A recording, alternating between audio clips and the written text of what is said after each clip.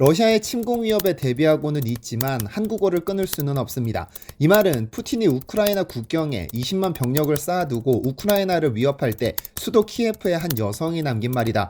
누군가는 심장을 옥죄는 공포 속에서 사느니 차라리 죽는 게 낫다며 호소할 때 또 누군가는 그래도 한국어는 배워야 한다고 맞서고 있는 것이다. 도대체 우크라이나에서는 어떤 일이 벌어지고 있는 것일까?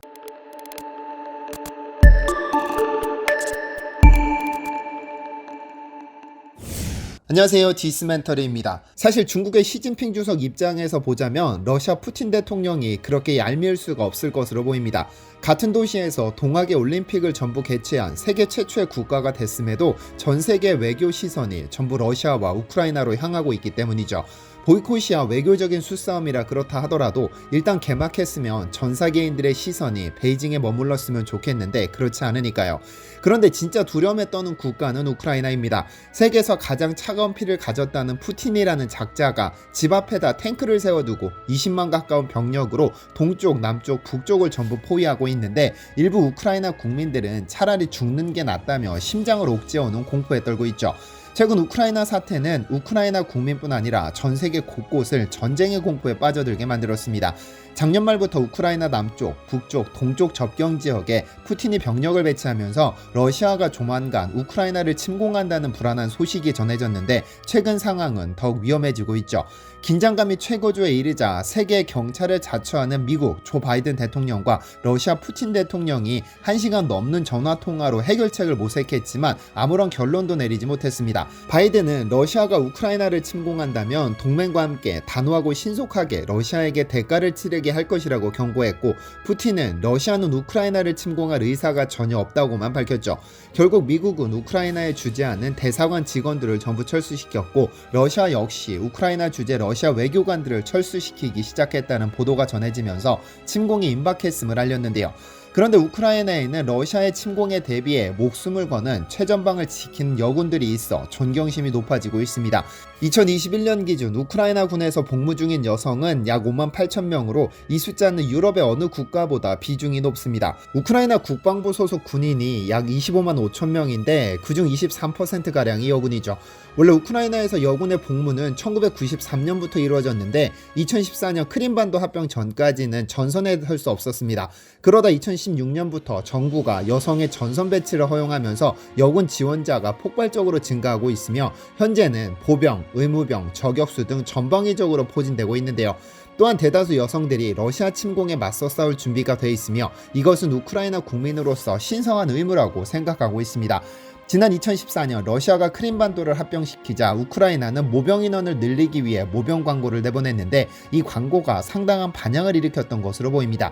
영상에 등장하는 이들은 누군가의 아버지, 누군가의 예비신랑, 축구팬, 회사원, 건설 현장 감독 등 어디서나 볼 수 있는 일반인들이 군인으로 복무하는 모습을 보여주면서 우리 중에 전쟁을 위해 태어난 사람은 없습니다. 그렇지만 우리는 모두의 자유를 위해 싸웁니다라는 가슴을 울리는 멘트로 마무리되죠. 이 광고 이후로 우크라이나의 여성 군인이 폭발적으로 증가했습니다. 이제는 최전선에서 목숨 걸고 싸우는 사람의 상당수가 여군으로 채워있죠. 그런데 러시아의 예정된 침공으로 국가 비상사태 상황에서도 우크라이나 여성들의 한국어 배우기 열풍은 더욱 거세지고 있다고 합니다. 요즘 한국에서 활동 중인 모델 중 다샤 타란이라는 모델이 있습니다. 우크라이나를 중심으로 활동하는 그녀는 워낙에 아름다운 외모 덕분에 SNS에서 폭발적인 인기를 끌었는데 그녀는 K-팝 열혈 팬이기도 하지만 한국어 배우는 모습이 SNS에 올라오면서 한국 팬들이 급격히 증가했죠.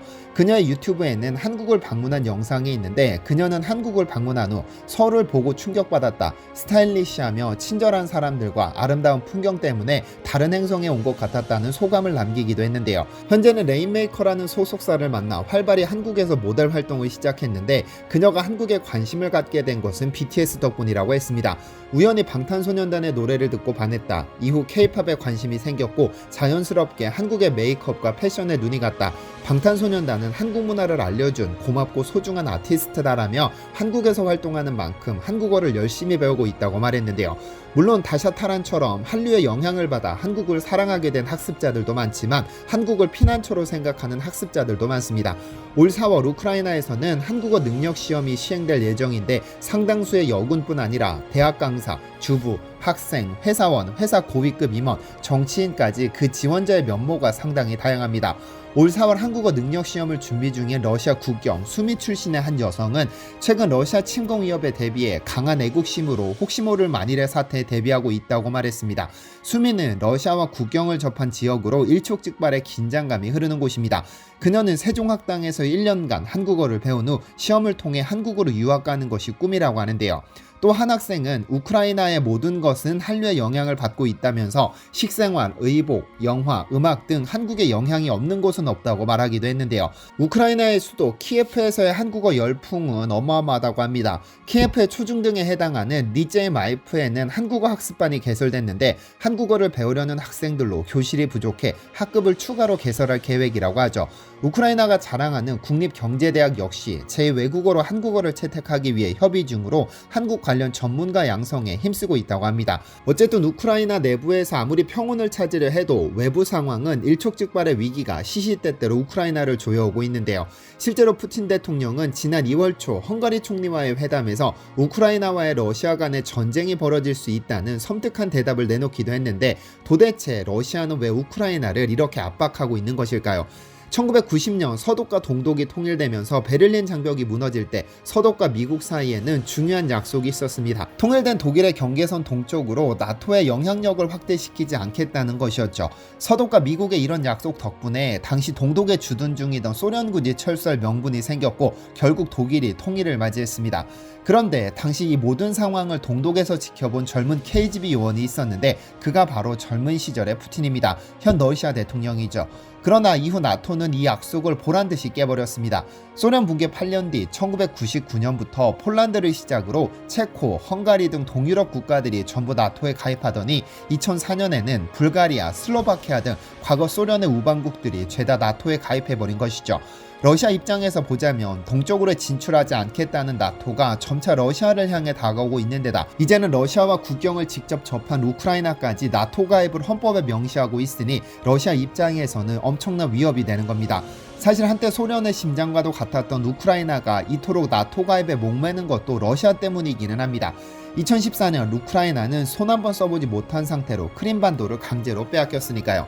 결국 나토는 이러한 러시아의 행위는 먼저 약속을 깬 것이라면서 2016년 러시아와 국경을 직접 접한 에스토니아, 리투아니아, 라트비아뿐 아니라 폴란드, 루마니아, 불가리아 등 마음만 먹으면 언제든 러시아를 칠 수 있는 위치에 나토군을 배치시켰습니다. 여기에 2019년 2월 우크라이나는 헌법에 나토 가입을 명시해 추진하기 시작하면서 서방국가 러시아 관계가 파탄이 난 겁니다.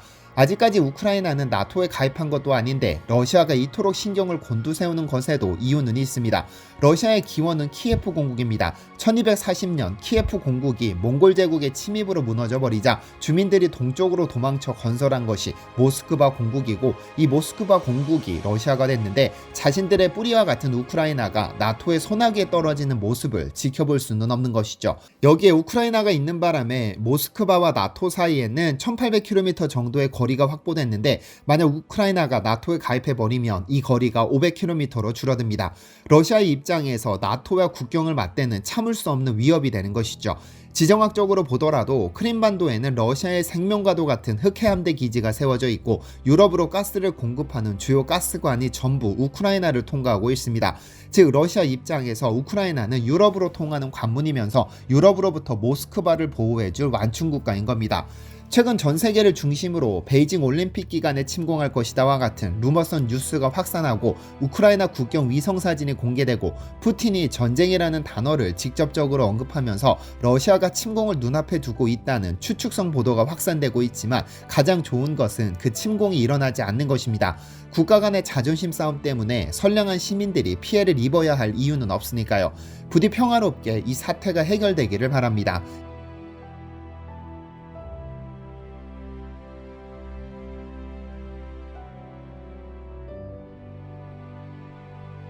시청해주셔서 감사합니다.